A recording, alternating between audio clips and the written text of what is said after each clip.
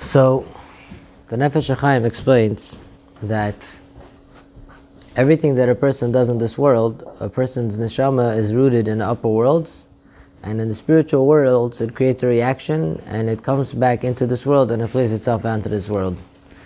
That means if a person behaves properly, he brings those energies down into the world. If a person doesn't behave properly, he brings those energies down into the world.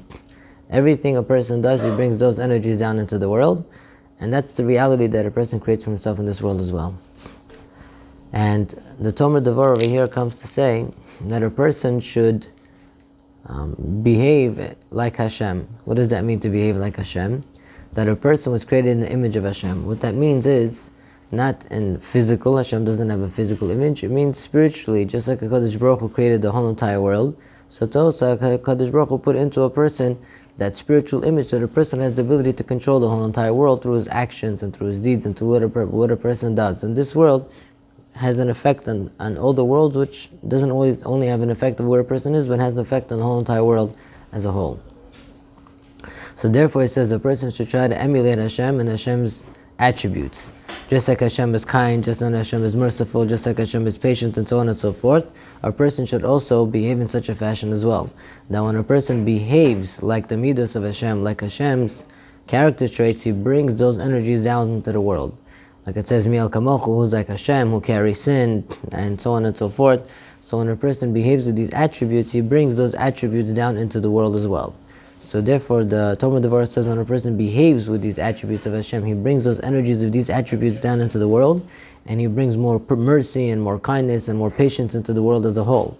That means that if a person is patient with other people, it's not that he's only patient with people, but he brings that energy of patience down into the world as well. So, like it says over here, that these 13 midas that we mentioned, the first midah is that Mi'al Kamochu, who is like Hashem. What does that mean? That HaKadosh Baruch Hu is very disgraced, and HaKadosh Baruch Hu is sovel, he sort of deals with the disgrace that he goes through. So to the extent that we can never fathom, what does that mean? That HaKadosh Baruch Hu sees every single little thing in the world, every tiny little thing in the world that happens in the world, no matter how big it is or how small it is, how far it is, from everywhere. HaKadosh Baruch Hu sees everything at every moment, all the time. And there's not one moment in the world that HaKadosh Baruch Hu not only sees everything, but is also giving life sustenance to the whole entire world. The whole world exists of Hashem's sustenance every single moment and every single second. So even at those seconds that a person himself is sinning against Hashem, the moments that a person is speaking Lashon Hara, the moments that a person is lying or cheating or doing anything bad which is against Hashem's will, or any sin that a person is doing which is against Hashem's will, at that moment, even though he's sinning against Hashem, at that moment that he's sinning against Hashem, he's also using the energy that Hashem is giving him. Meaning to say that HaKadosh Baruch Hu is giving life source to the world. At that moment, Hashem is giving this person life at that moment, and this person is taking this life source that Hashem is giving him. He's taking the life that Hashem is giving him in every single moment, and he's using it against Hashem. And even though a person is sinning against Hashem with the energy that Hashem is giving him, HaKadosh Baruch Hu doesn't remove it away from him and tell him, you want to sin against me? I'm just going to take away your life from you and that's it. No, HaKadosh Baruch Hu takes the sin. Even though a person is sinning against Hashem, in Hashem's world, with the energy that Hashem gave him. Everything in this world belongs to Hashem from A to Z.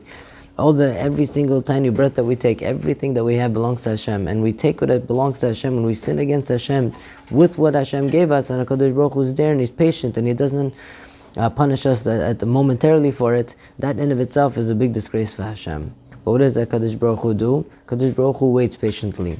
Right? HaKadosh Baruch Hu, not only does Hashem wait patiently, HaKadosh Baruch Hu doesn't say, okay, now you sinned against me, now I'm going to take away oxygen from you, or I'm going to make you sick, or your hand is going to get chopped off, or something like that. Chas v'shalom. No, HaKadosh Baruch Hu at any moment can punish a person instantly, but Hashem doesn't do that. Hashem waits patiently. He constantly gives the person good. He continues giving a person sustenance and health and parnasa and children and everything else. HaKadosh Baruch Hu constantly is giving a person tova and chesed. Even when a person is sinning against Hashem, Hashem is giving him chesed. A person is eating non-kosher food, chas v'shalom. At that moment that he's enjoying his food, Hashem is giving him that koach to enjoy that food. Even though be'etzem he's sinning against Hashem with the same energy Hashem is giving him, but Hashem is waiting patiently for this person to be able to do tshuva. Right? And throughout the time that Hashem is waiting for this person to tshuva, Hashem is constantly giving good to this person. So that's a patient that that's a patience that's beyond what we can ever fathom.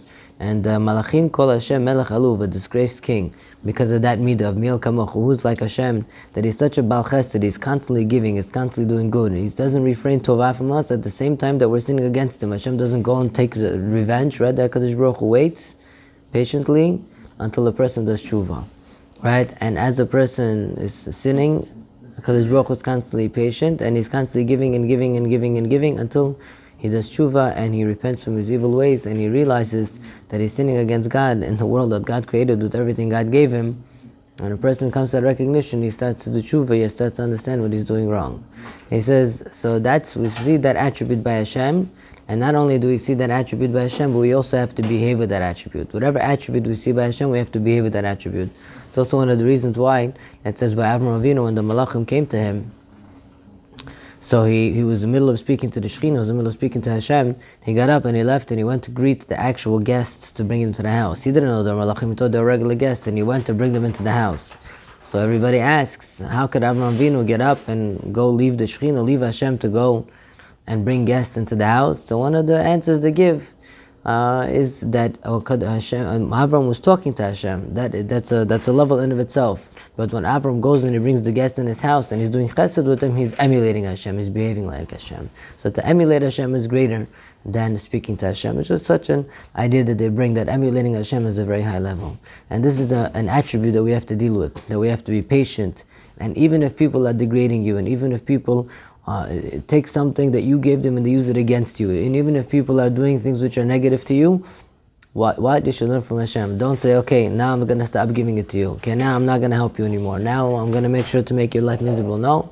But a person, no matter how much difficulty that person is giving you, you be patient and you constantly give and give and give and give to learn how to emulate Hashem.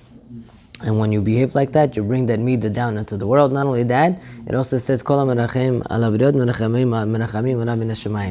you're merciful and patient to other people, and Shemaim, they're also merciful and patient to you as well. That is the first day of Tomer Devorah.